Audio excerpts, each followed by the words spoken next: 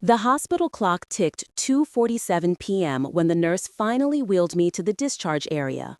Gallbladder surgery, 4 hours under anesthesia, 6 hours of recovery. Now I was sitting in a plastic chair with the discharge packet in my lap, waiting for my son to pick me up because my daughter couldn't afford to take time off work and my ex-husband had stopped returning my calls years ago. My name is Eleanor Winters. I'm 73 years old. I've lived in Portland, Maine for 48 years. I raised 3 children, buried 1 husband, survived 2 recessions, and never once asked anyone for anything I wasn't willing to work for. At 3:15 p.m., I called my son Grayson. "I'm ready to come home," I said when he answered. "Oh, Mom, I'm in the middle of something. Can you call an Uber?" "Grayson, I just had major surgery. The doctor said I shouldn't be alone for at least 24 hours. Someone needs to stay with me." "Look, Belle has a yoga class she really can't miss, and I have a work thing. Can't your friend Margaret come get you?" Margaret was 81 years old and couldn't drive at night anymore. It was 3 o'clock in the afternoon. "I'll call you back," I said, and hung up. I sat in that plastic chair for another hour while the hospital staff pretended not to notice I was still there. At 4:30 p.m., I did something I hadn't done in years. I rented a car using the app on my phone. The rental company sent a driver to pick up the keys at the hospital. $50, still cheaper than the guilt in my son's voice when he realized what I'd done. I drove home to the house I had paid for, the house I had maintained, the house where I'd raised Grayson and his siblings on a nurse's salary after my husband died, the house that, according to the papers Grayson had convinced me to sign 3 years ago, was now technically his. When I pulled into the driveway, I noticed something was different. The lock on the front door had been changed. I stood there for a long moment, key in my hand, staring at a lock that had never been there before. New, shiny, deliberately installed. I called Grayson again. "Why have you changed the lock on my house?" "Mom, you can't just show up whenever you want. We need privacy. Belle needs her space." "Grayson, I live there. I've lived there for 48 years. Why would you change the lock?" "You used to live there. Now you're going to move into the cottage." The cottage, behind the main house, the small building where my mother had lived in her final years, where I'd converted it into a guest house after she passed. "I'm not moving into the cottage, Grayson. I'm moving back into my bedroom." "Your bedroom? Mom, you gave this house to me, remember? You signed the papers. The house is mine now. And Belle wants you to have your own space. The cottage is perfect for you. We even updated it. New paint, new plumbing." I stood in my driveway with a post-surgical bandage wrapped around my abdomen and understood something very clearly. My son had been planning this for a while. "Open the door, Grayson. I'm coming in." "I can't do that, Mom. Come back tomorrow when you're feeling better. We'll discuss it then." He hung up. I stood in the driveway of my own house, recovering from major surgery, with nowhere to go. So I did what I'd done my entire life when faced with impossible situations. I adapted. I drove to the hardware store. I wasn't planning to break into the house. I was planning to simply unlock the door that belonged to me in the house that I owned legally in every way except the paperwork I'd been manipulated into signing. There's a difference, though I'm not sure the law would recognize it. The hardware store manager knew me, had known me for 20 years. When I asked for help changing a lock, he didn't ask questions. He helped me select the right tools. He showed me how to remove the lock cylinder. He watched me do it 3 times to make sure I understood. "You getting locked out of your own place?" he asked, and I could hear decades of Maine pragmatism in his voice.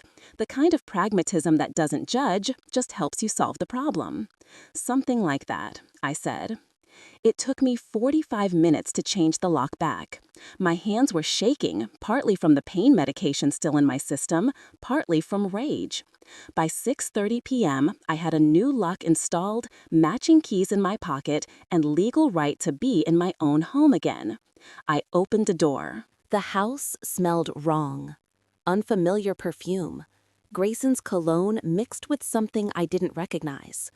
The furniture had been rearranged. My grandmother's quilt, which I'd kept on the back of the couch for 30 years, was gone. My mother's china cabinet, which had held our family's precious things, had been replaced with something from a catalog, modern, impersonal, expensive. I went into my bedroom and locked the door. I didn't sleep. I couldn't.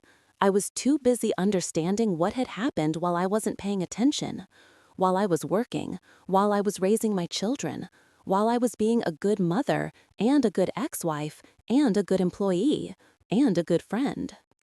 My son had stolen my house from me, not through violence or legal deception exactly, but through a slower, quieter kind of theft.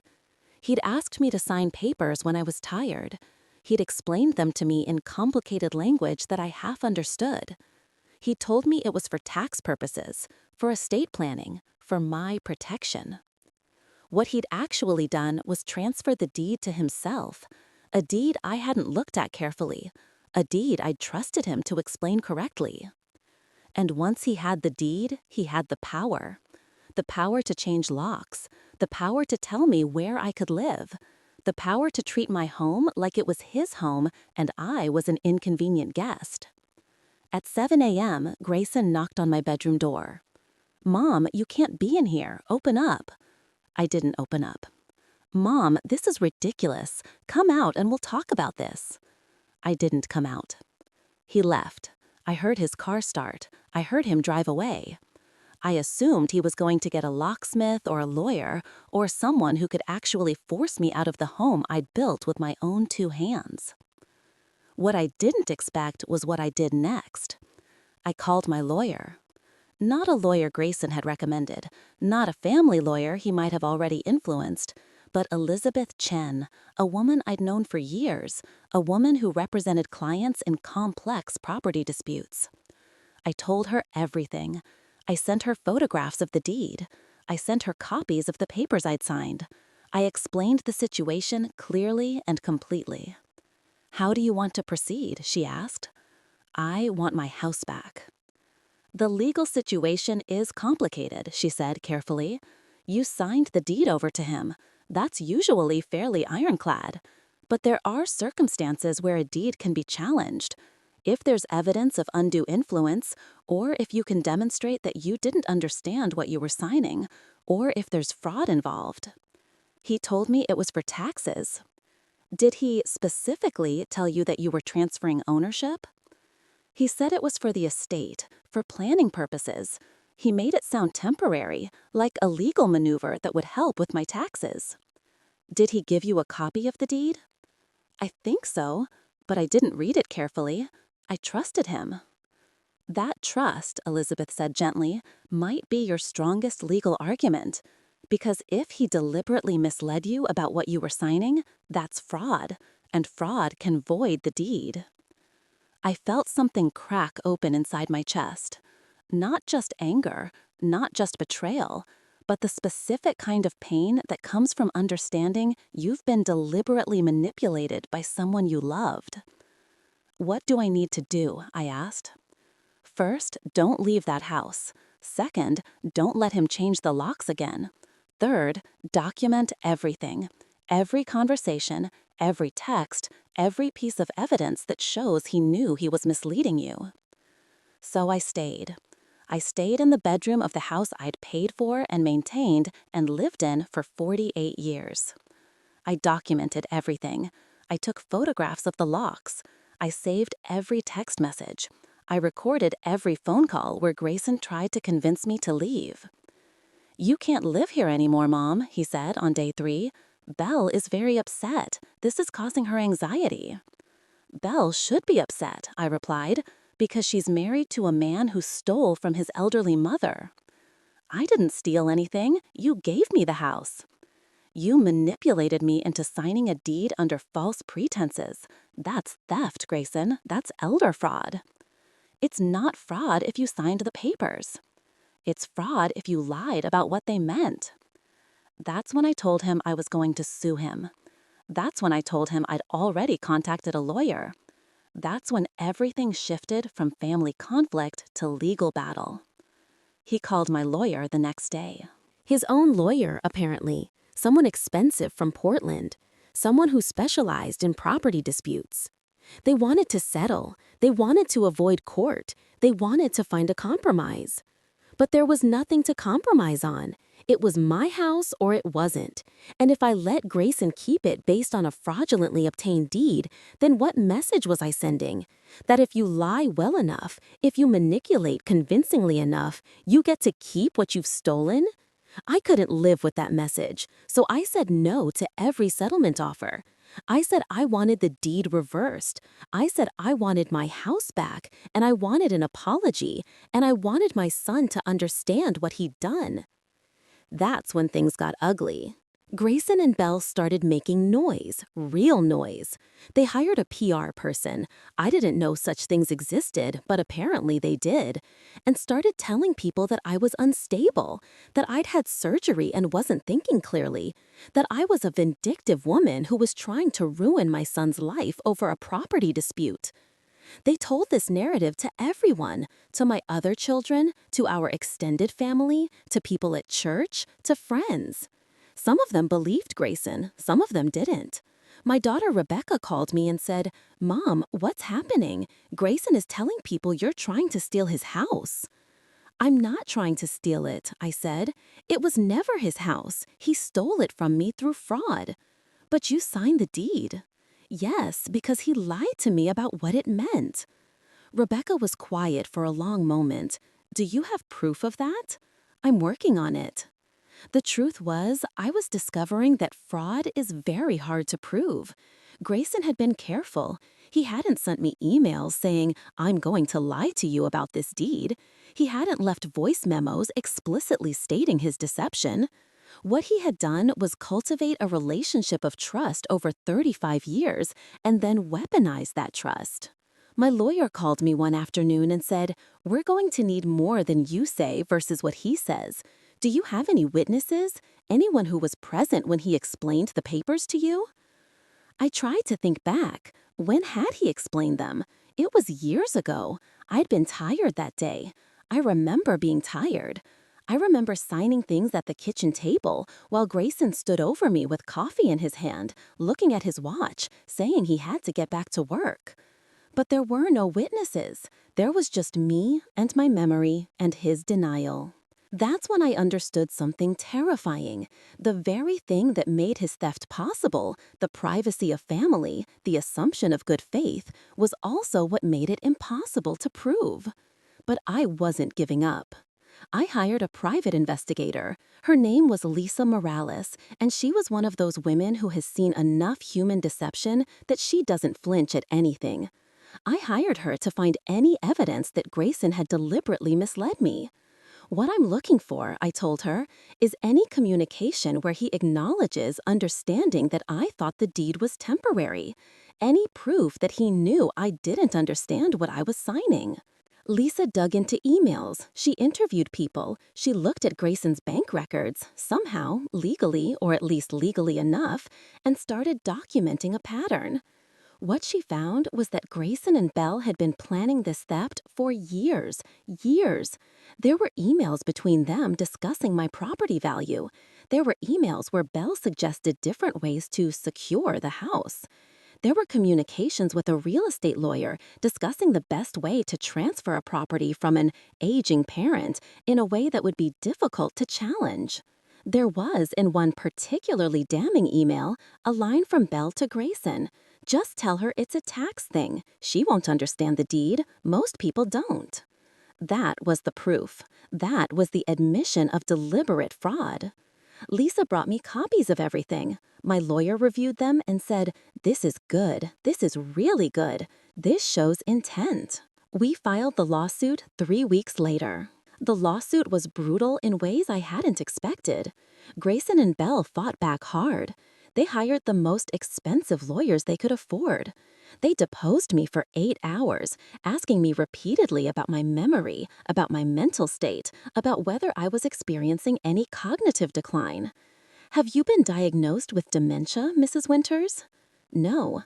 "Have you ever been forgetful?" "I'm 73 years old. Of course I've been forgetful. That's called being human."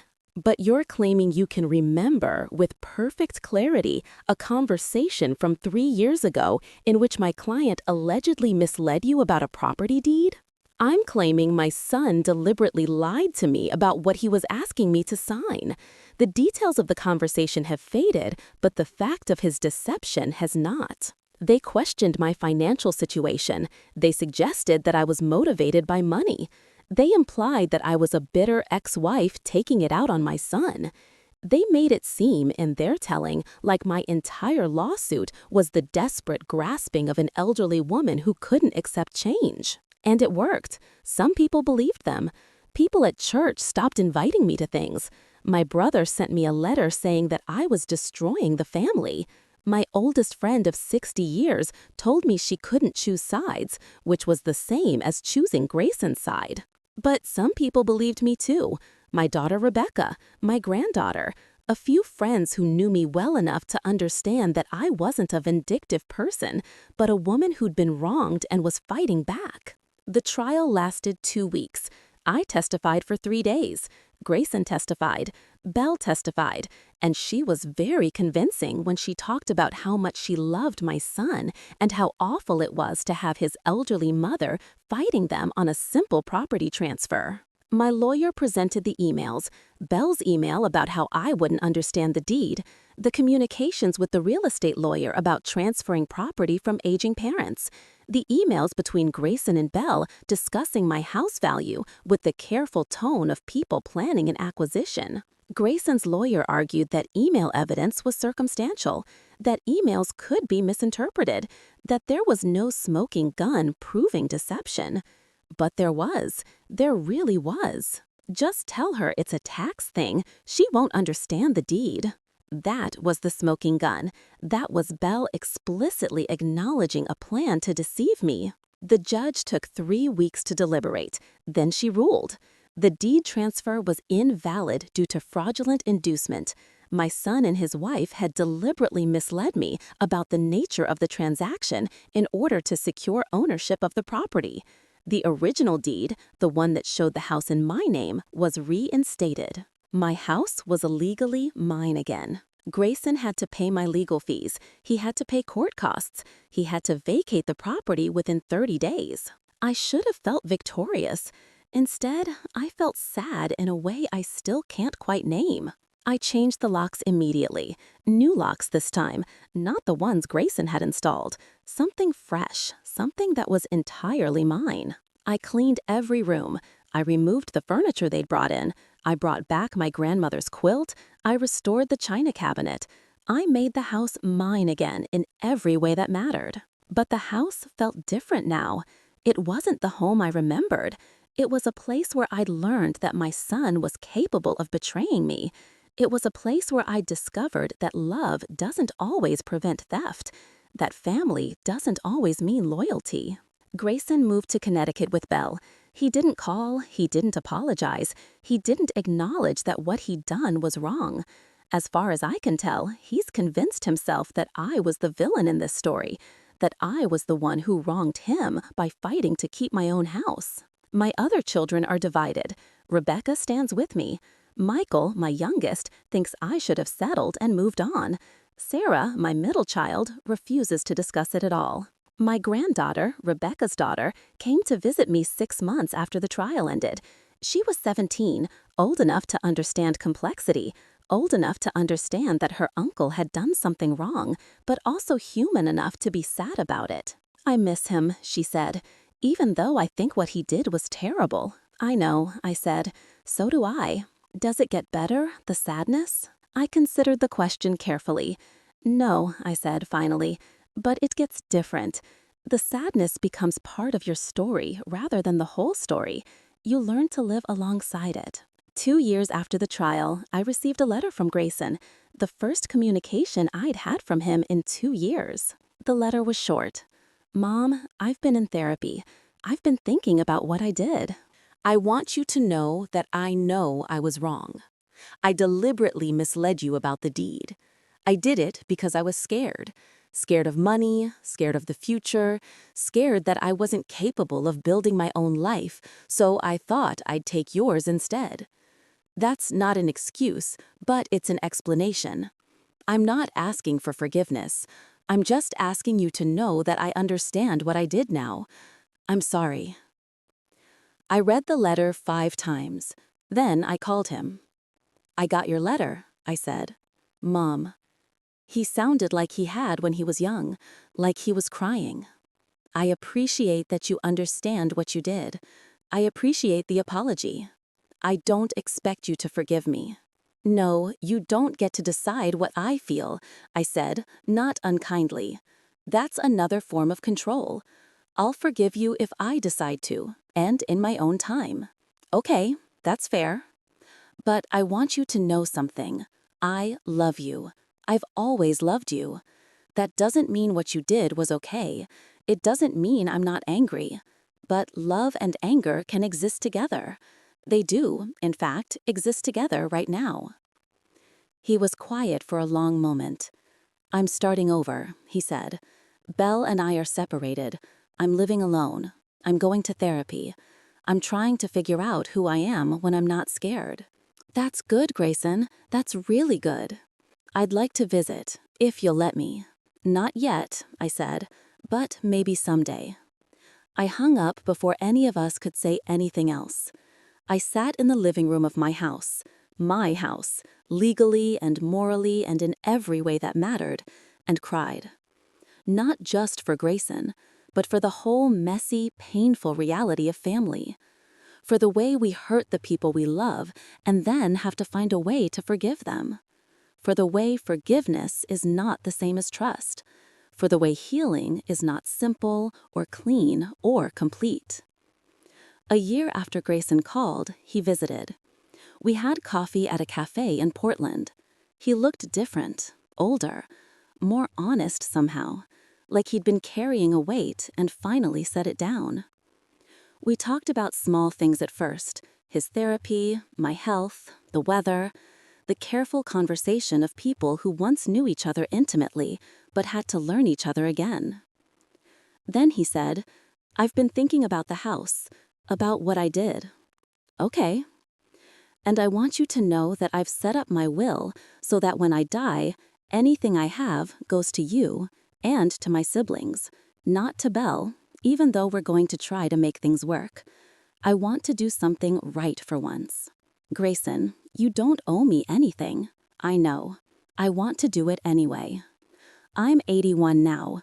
I still live in the house. I still change the locks every few years, not because I'm afraid of Grayson, but as a habit, a reminder of what it means to keep people out, of what it means to protect what's yours. Grayson and I have a careful relationship now. We have Sunday dinners twice a month. We talk about our lives. We don't pretend what happened didn't happen, but we don't dwell on it either. We've found a way to exist together in the aftermath of his theft and my fight to reclaim what was mine.